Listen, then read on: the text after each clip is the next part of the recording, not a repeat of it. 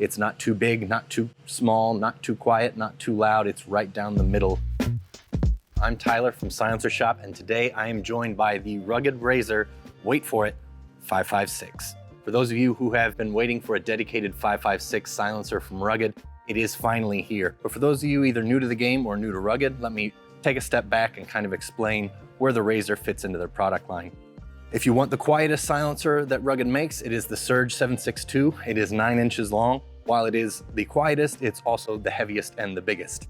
So if you want to go with something lighter, typically you go into something like the Radiant 762, which then you start to lose your belt fed rated, which Rugged is known for because of the titanium. It's also a little bit more expensive. Then enter the Micro 30. It's also modular for length, like the other two I've already mentioned. It is their shortest silencer and the least quiet of their lineup. What I've been calling the Goldilocks silencer in the Rugged lineup for years is the Razor 762. At 6.4 inches long, it's not too big, not too small, it's right down the middle. It's also why they chose the Razor form factor and feature set to introduce their dedicated 556 silencer.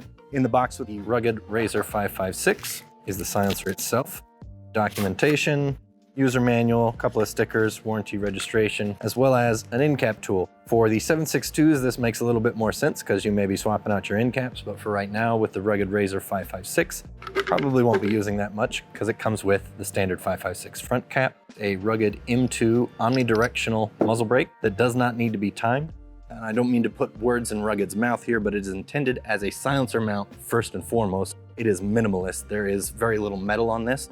If you're looking for something that actually works as a muzzle brake, Rugged makes either a 2-port or a 3-port, as well as an asymmetric 3-prong flash hider. But what comes in the box with the silencer is the lightest weight silencer mount to keep your overall system as lightweight as possible. Rugged claims that this is a reduced blowback silencer. As far as mounting this thing up on your firearm goes, there's a lock collar on the back that rotates separate from the main housing of the silencer. If you're looking down the back of the silencer, you'll rotate the lock ring clockwise. You'll mount it up on the host firearm, righty-tighty, tightening from the actual tube of the suppressor, not from the lock ring. If you tighten from the lock ring, you can actually tighten that lock ring first before it gets onto your muzzle device and before it engages that first taper system. So once it's on there, bottomed out on the taper, you'll take this lock ring on the back and rotate it. Again, if you're looking at the back of it, counterclockwise. The lock and unlock feature is engraved on the tube, and that locks your suppressor up on there.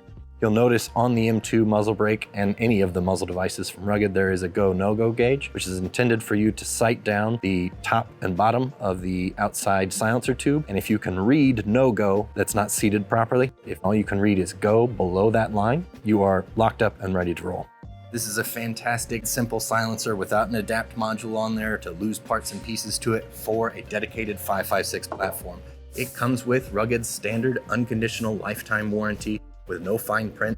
They are a fantastic company to work with. It is also belt fed rated, that Rugged Stellite baffle stack construction optimized for a 556, as well as the 17.4 housing and mount make this thing an absolute tank of a silencer. For more information on this silencer and many others, don't forget to subscribe to our newsletter. Thanks, guys.